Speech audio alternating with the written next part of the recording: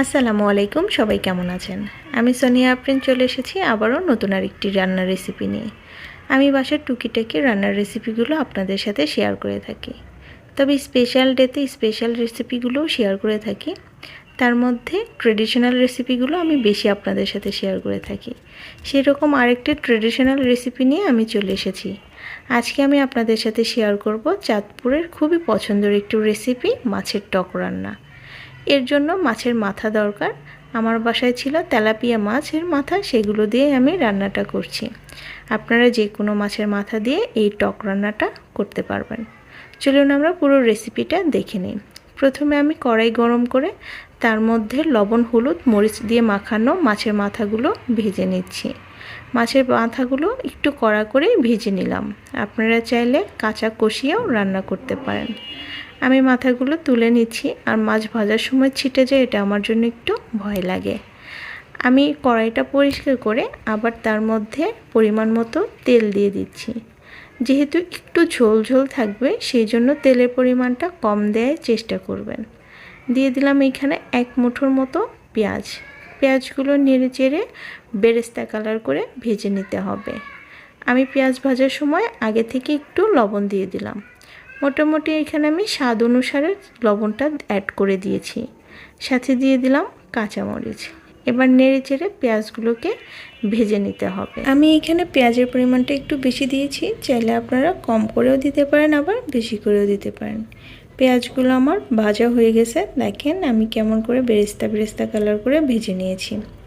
দিয়ে দিলাম এখানে 1 চা চামচের মতো আদা ও রসুন বাটা। আরও অ্যাড করে দিব এখানে হলুদের গুঁড়া আর ধনিয়ার গুঁড়া আধা চা চামচের মতো করে।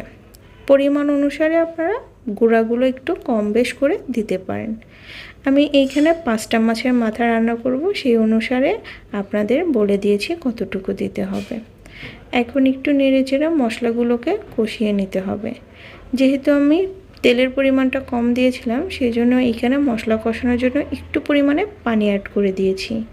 আপনারা মশলা কষানোর সময় অবশ্যই হাতের কাছে পানি রাখবেন।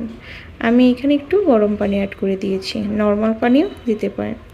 এখানে আরেকটা বড় উপকরণ বা মেইন উপকরণ যেটা, সেটা হচ্ছে কুচনো রসুন। রসুনগুলো ভেজে নেওয়া যাবে না, মশলা কষানোর পরে তারপরে এটা অ্যাড করতে হবে।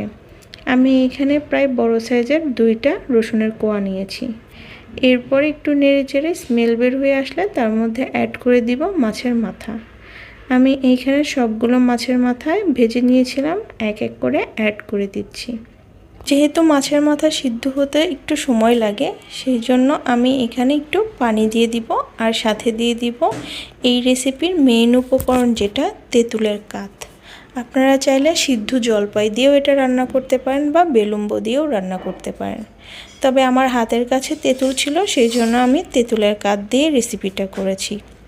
আপনারা আপনাদের পছন্দ অনুসারে, টক অনুসারে এটা রান্না করতে পারেন। আর টকের পরিমাণটা যে যার পছন্দ অনুসারে অ্যাড করবেন।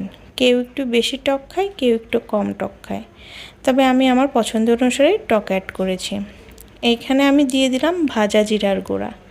আর তেঁতুলের পানিটা দেওয়ার পরে ভাজা জিরার গুঁড়ার পানিটা দিলাম, যেন স্মেলটা ভালো থাকে। ঢাকনা দিয়েছিলাম। ঝোলটা যখন কমে এসেছে এবং মাথাগুলো প্রপারলি সিদ্ধ হয়ে গেছে, তখন উপর দিয়ে আমার পরিমাণ মতো ধনিয়া পাতা দিয়ে দিলাম। এবার নেড়ে চেড়ে একটু পরে এটাকে সার্ভ করতে হবে। এটা খেতে কিন্তু দারুণ লাগে। আর এই গরমের মধ্যে আমাদের এই ধরনের টক খাইতে মজাই লাগে। আপনারা অবশ্যই এই গরমের মধ্যে তেঁতুলের এই টকটা রান্না করবেন, বা চাঁদপুরের ট্রেডিশনাল মাছের টকটা অবশ্যই রান্না করবেন। পাবনাতে আমি সবসময় আমের ডাল টক খেয়েছি, কিন্তু এখন আমি এই টকটা খেয়েছি, এটার আমি পুরো ফ্যান হয়ে গিয়েছি। আমি সার্ভ করে নিয়েছি, দেখেন দেখতে কতটা ইয়ামি লাগছে।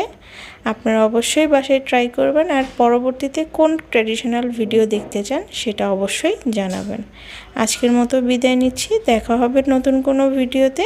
সেই পর্যন্ত সবাই সুস্থ থাকবেন, ভালো থাকবেন, আর আমার জন্য দোয়া করবেন। এই গরমে অনেক বেশি বেশি পানি খাবেন। আল্লাহ হাফেজ।